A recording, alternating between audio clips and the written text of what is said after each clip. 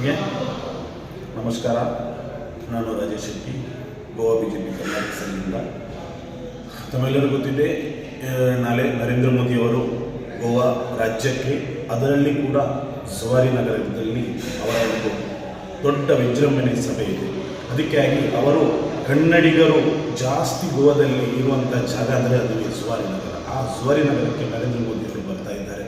ಬಹಳ ಒಂದು ಹೆಮ್ಮೆಯ ವಿಷಯ. ಅದಕ್ಕಾಗಿ ಇವತ್ತು ನಾವು ಡೋರ್ ಟು ಡೋರ್, ನಾವು ನಮ್ಮ ಮಂಡಲಾಧ್ಯಕ್ಷರು ಎಲ್ಲರೂ ಸೇರಿ, ಎಲ್ಲ ಕನ್ನಡಿಗರು ಸೇರಿ ಡೋರ್ ಟು ಡೋರ್ ಹೋಗಿ ನಾಳಿನ ಕಾರ್ಯಕ್ರಮಕ್ಕೆ ತಾವೆಲ್ಲರೂ ಕನ್ನಡಿಗರು ಕುಟುಂಬ ಸಮೇತ ಬರಬೇಕಂತ ಹೇಳಿ ನಾವೆಲ್ಲ ಮನೆ ಕಡೆ ಹೋಗಿ ಇವತ್ತು ಬಂದೆವು.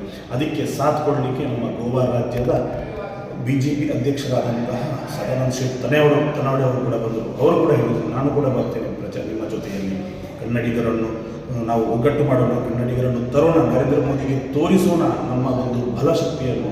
ಆ ಬಲಶಕ್ತಿ ತೋರಿಸಲಿಕ್ಕೆ ಬೇಕಾಗಿಯೇ ನಮ್ಮ ಈ ಮರ್ಮಗೋ ತಾಲೂಕಿನಲ್ಲಿ ನರೇಂದ್ರ ಮೋದಿಯ ಸಭೆಯನ್ನು ಇಟ್ಟಿದ್ದಾರೆ.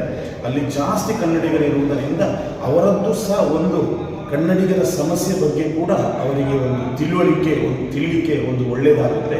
ಅದಕ್ಕಾಗಿ ತಾವೆಲ್ಲ ಕನ್ನಡಿಗರು ಇವತ್ತು ನಾಳಿನ ಸಭೆಗೆ 4 ಗಂಟೆಗೆ ಆದಷ್ಟು ಬೇಗ ಬಂದರೆ ಒಳ್ಳೆಯದು. ಯಾಕಂತೇಳಿ ಅಲ್ಲಿ ಸೇಫ್ಟಿ ಸಮಸ್ಯೆಗಳಿದೆ. ರೋಡ್ ಸಹ ಝವಾರಿ ನಗರದಿಂದ ಬಿಟ್ಸ್ ತನಕ ಅಲ್ಲಿ ಬ್ಲಾಕ್ ಮಾಡ್ತಾರೆ. ಅದಕ್ಕಾಗಿ ಜಾಸ್ತಿ ಲೇಟ್ ಮಾಡಬೇಡಿ. ಎಲ್ಲರೂ 4 ಗಂಟೆಗೆ ಅಲ್ಲಿ ಮುಟ್ಟುವಂಥ ಎಲ್ಲ ವ್ಯವಸ್ಥೆಯಲ್ಲಿ ತಾವೆಲ್ಲರಿಗೆ ಎಲ್ಲ ವ್ಯವಸ್ಥೆಗಳು ಅಲ್ಲಿದೆ. ಏನು ನಿಮಗೆ ಸಮಸ್ಯೆಗಳಿಲ್ಲ, ನಾವು ಕೂಡ ಅಲ್ಲಿದ್ದೇವೆ. ಆದರೆ ಎಲ್ಲ ಕನ್ನಡಿಗರ ಕೈ ಮುಗಿದು ನಾನು ಏನು ಹೇಳುತ್ತೇನೆ ಎಂದರೆ, ನಾಳಿನ ಒಂದು ಸಭೆಯನ್ನು ಯಶಸ್ವಿಗೊಳಿಸೋಣ. ಕನ್ನಡಿಗರು ಎಲ್ಲೇ ಇದ್ದರೂ, ಎಷ್ಟೇ ಇದ್ದಿದ್ದರೂ, ದೂರ ಇದ್ದರೂ, ಯಾವುದೇ ಕೆಲಸಗಳನ್ನು ಬಿಟ್ಟು ನಾಳೆ ಕುಟುಂಬ ಸಮೇತ ತಾವೆಲ್ಲರೂ ಈ ಸಭೆಯನ್ನು ವಿಜೃಂಭಣೆಯಿಂದ ನಾವು ಯಶಸ್ವಿ ಮಾಡೋಣ ಅಂತ ನಿಮ್ಮ ಹತ್ರ ನಾನು ಕೈ ಮುಗಿದು ಕೇಳ್ತೀನಿ.